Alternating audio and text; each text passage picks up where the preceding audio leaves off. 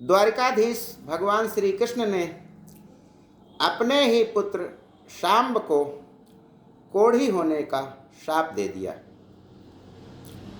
वे कौन सी परिस्थितियां थीं जिसके कारण द्वारिकाधीश को यह कदम उठाना पड़ा? आइए जानते हैं। ज्ञान गंगा के 3 पत्ती कार्यक्रम में आपका स्वागत है। भगवान श्री कृष्ण स्वयंतक मणि की खोज में जब ऋक्षराज जामवंत से मिले थे तो उन्होंने अपनी पुत्री जाम्बवती का हाथ भगवान के हाथों में दे दिया था। जाम्बवती जंगल में पली बढ़ी थी। उसको राजमहल में रहने के जो गुण हैं, प्रोटोकॉल होता है, वो कुछ नहीं आता था, जिसके कारण जब वह द्वारिका के महल में आई तो भगवान श्री कृष्ण की पत्नी तो जरूर थी, लेकिन कृष्ण का अनुराग रुक्मिणी और सत्यभामा के प्रति अधिक था। जाम्बवती के एक पुत्र हुआ जिसका नाम था शांब। शांब बचपन से ही नटखट था और कृष्ण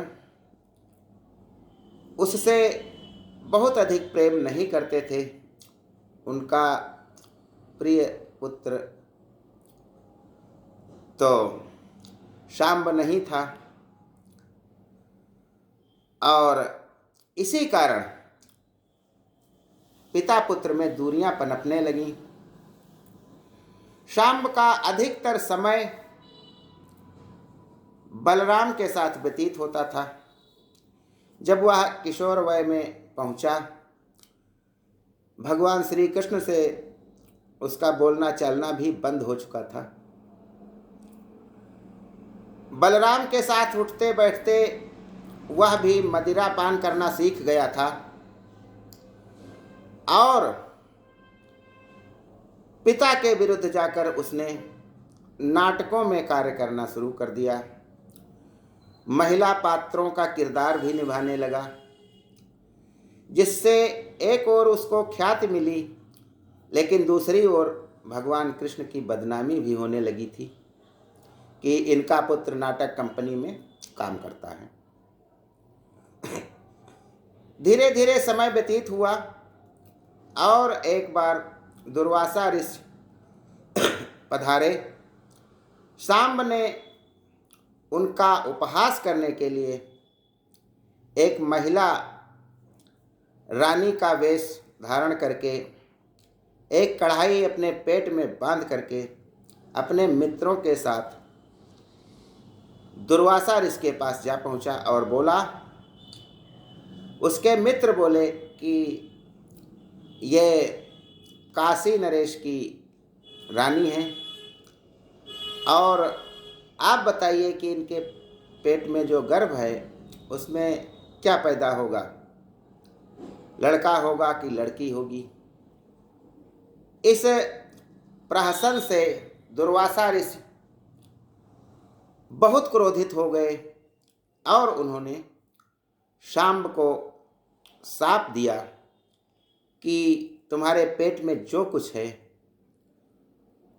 वह तुम्हारे वंश का समूल नाश कर देगा। तुम्हारा वंश नष्ट हो जाएगा, यदुकुल नष्ट हो जाएगा। जब इस बात का पता भगवान श्री कृष्ण को चला तो उन्होंने उस कढ़ाई को अपने शस्त्रागार के अंदर रख दिया और फिर श्री कृष्ण के जो नाना थे अग्रसेन, तो उन्होंने सोचा कि इस कढ़ाई को घिस घिस करके समुद्र में बहा दें, जिसके कारण साप टल जाएगा। फलतः उन्होंने प्रभास तीर्थ ले जा करके उस कढ़ाई को घिसते घिसते समुद्र में ही गलवा दिया था। वहीं से घास पैदा हुई थी जो प्रभास कुल में, प्रभास तीर्थ में उग आई थी। और महाभारत के बाद जब श्री कृष्ण का परिवार प्रभास तीर्थ में गया था तो वही घास एक दूसरे पर जब फेंकते थे मदिरा पान करके यदुवंशी, तो वह मूसल बन जाती थी और उसी से उनका वंश नष्ट हो गया। यह दुर्वासा का शाप था।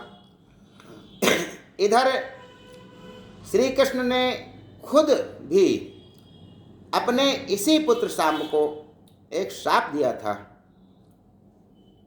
तो वह कैसे दिया था? एक बार की बात है, भगवान कृष्ण अपने महल में थे और शांब बलराम के पास मदिरा पान कर रहे थे। मदिरा पान करके जब वो जाने लगे महल की तरफ तो रास्ते में प्रमोद बन पड़ा, जहाँ भगवान कृष्ण की 16,100 जो रानियां थीं, जो प्रागज्योतिषपुर से लाई गई थी, वे थीं। शांब ने उनमें से कुछ को देखा और क्योंकि होश हवास में नहीं थे इसलिए उनसे छेड़खानी कर दी। सवेरे जब उन रानियों ने द्वारिकाधीश से शिकायत की कि आपका पुत्र जो है हमसे हंसी ठिठोली करता हुआ छेड़खानी करने लगा था रात में, इस बात से श्री कृष्ण भगवान इतने क्रोधित हो गए कि उन्होंने शांब को भी शाप दे दिया कि तू कोढ़ी हो जा। उधर दुर्योधन की पुत्री लक्ष्मणा जो विवाह योग्य हो गई थी, उसका स्वयंवर रचा गया था।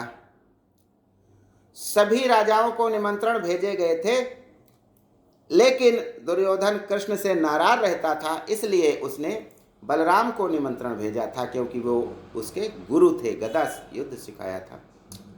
बलराम ने सोचा कि द्वारिकाधीश के नाम निमंत्रण नहीं है, शायद ये न जाएं, तो हम जाएंगे तब भी ये नाराज हो जाएंगे, इसलिए बलराम ने भगवान श्री कृष्ण के पुत्र शांब को स्वयंवर में प्रतिभाग करने के लिए भेज दिया।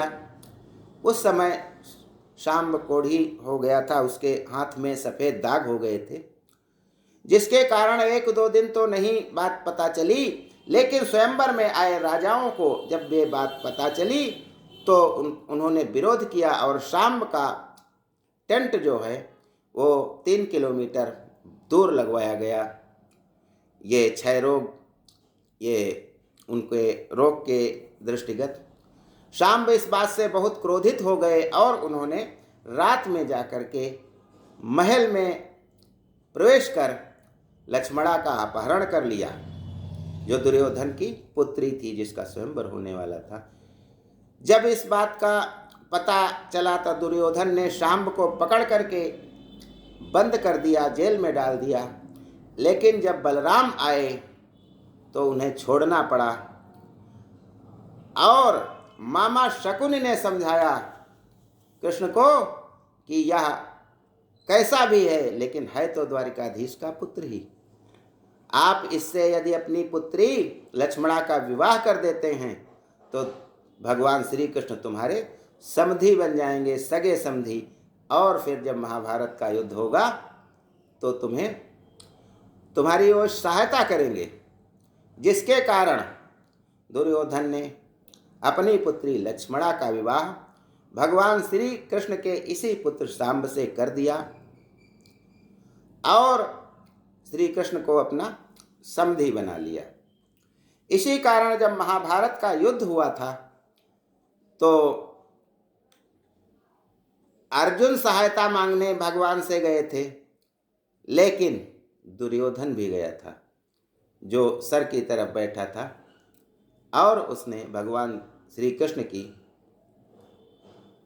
सेना मांग ली थी।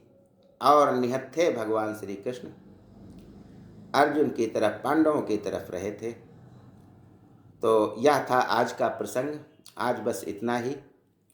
धन्यवाद। जय हिंद, जय भारत।